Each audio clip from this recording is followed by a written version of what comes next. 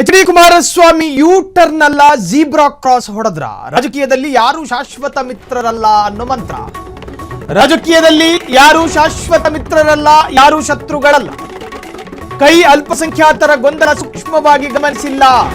ಗೊಂದಲದಿಂದ ಜೆಡಿಎಸ್ಗೆ ಆಗೋ ಲಾಭ ನಷ್ಟದ ಬಗ್ಗೆ ಲೆಕ್ಕಾಚಾರ ಹಾಕುತ್ತೀವಿ. ಬಿಜೆಪಿ ಜೊತೆ ಮೈತ್ರಿ ಇದ್ರೂ ಅಲ್ಪಸಂಖ್ಯಾತ ನಾಯಕರಿಗೆ ಪರೋಕ್ಷ ಗಾಳ. ಹಳೆ ಗೆಳೆಯನ ಮೇಲೆ ಮುನಿಸು ಮರೆತು ಒಂದಾಗಲಿಕ್ಕೆ ಎಚ್.ಡಿ.ಕೆ ಸಿದ್ಧ. ನನ್ನ ಸಂಪರ್ಕದಲ್ಲಿ ಈವರೆಗೂ ಯಾರೂ ಇಲ್ಲ ಎನ್ನುತ್ತಲೇ ಸ್ವಾಗತ ಮಾಡಿದ್ರ. ಪರೋಕ್ಷವಾಗಿ ಪಕ್ಷಕ್ಕೆ ಯಾರೇ ಬಂದರೂ ಸ್ವಾಗತ ಎಂದಿರುವ ಎಚ್.ಡಿ. ಕುಮಾರಸ್ವಾಮಿ ಜಮೀರ್ ಅಥವಾ ಬೇರೆ ಮುಸ್ಲಿಂ ನಾಯಕರಿಗೆ ಪರೋಕ್ಷವಾಗಿ ಆಹ್ವಾನ. ಜೆಡಿಎಸ್ಗೆ ಬರೋ ನಾಯಕರ ಜೊತೆ ಚರ್ಚೆ ಮಾಡ್ತೀನಿ ಎಂಬ ಸಂದೇಶ. ನೋಡಿ, ರಾಜಕೀಯದಲ್ಲಿ ಬುಧವಾರ ಶತ್ರು ಆಗಿದ್ದವನು ಗುರುವಾರ ಮಿತ್ರ. ಸೊ ಈ ವಾತಾವರಣ ಇರುವಂತಹ ಗಾಜಿನ ಮನೆ ಅಂದ್ರೆ ರಾಜಕೀಯ, ಅದು ರಾಜಕಾರಣ. ಎಚ್.ಡಿ. ಕುಮಾರಸ್ವಾಮಿ ಅವರ ಸಾಂಪ್ರದಾಯಿಕ ಶತ್ರುಗಳ ಪೈಕಿ ಬಿಜೆಡ್ ಜಮೀರ್ ಅಹಮದ್ ಖಾನ್ ಅಗ್ರಗಣ್ಯ ಸ್ಥಾನದಲ್ಲಿ ಬರ್ತಾರೆ. ಆಮೇಲೆ ಇಟಿಸಿ ಎಕ್ಸೆಟ್ರಾ.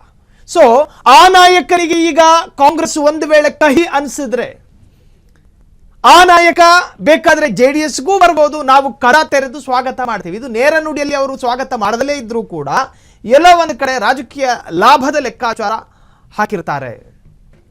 ಈಗಾಗಲೇ ಕಾಂಗ್ರೆಸ್ನಲ್ಲಿ ಅನೇಕ ಮುಸ್ಲಿಂ ಮುಖಂಡರು ಮುನಿಸಿಕೊಳ್ತಾ ಇದ್ದಾರೆ. ಬ್ಯಾಕ್ ಟು ಬ್ಯಾಕ್ ಮುಸ್ಲಿಂ ನಾಯಕರನ್ನ ತಲೆದಂಡ ಮಾಡ್ತಾ ಇರುವಂತಹದ್ದು, ಖಾತೆಗಳಿಂದ ವಜಾ ಮಾಡ್ತಾ ಇರುವಂತಹದ್ದು.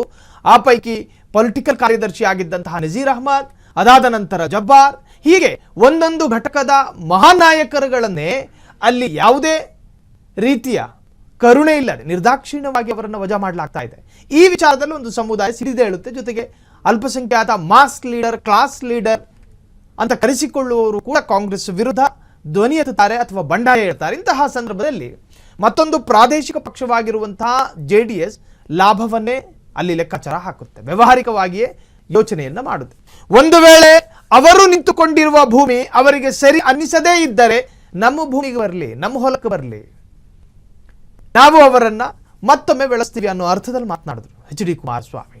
ಕೇಂದ್ರ ಸಚಿವರಿಗೆ 2028ರ ಎಲೆಕ್ಷನ್ ಮೇಲೆಯೂ, ಜೊತೆಗೆ ಮುಂಬರುವಂತಹ ಬೆಂಗಳೂರಿನ ಗ್ರೇಟರ್ ಬೆಂಗಳೂರು ಅಥಾರಿಟಿ ಎಲೆಕ್ಷನ್ ಮೇಲೆಯೂ ದೊಡ್ಡದಾದ ಕಣ್ಣಿರೋದ್ರಿಂದಾಗಿ ಅದರಿಂದ ಏನಾದರೂ ಬಿಜೆಡ್ ಜಮೀರ್ ಅಹಮದ್ ಖಾನೋ ಇನ್ನುಳಿದಂತಹ ತಲೆದಂಡೆಗೆ ಒಳಪಟ್ಟಿರತಕ್ಕಂತಹ ನಾಯಕರು ಒಂದು ವೇಳೆ ಜೆಡಿಎಸ್ ಪಕ್ಷಕ್ಕೆ ಬಂದ್ರೆ ಮುಸ್ಲಿಂ ಸಮುದಾಯವನ್ನು ಸೆಳೆಯೋದಕ್ಕೆ ಸಾಧ್ಯ ಆದಿತ್ತು ಅನ್ನೋ ಲೆಕ್ಕಾಚಾರಕ್ಕೆ ಬಿದ್ದಂಗೆ ಕಾಣ್ತಾ ಇದೆ.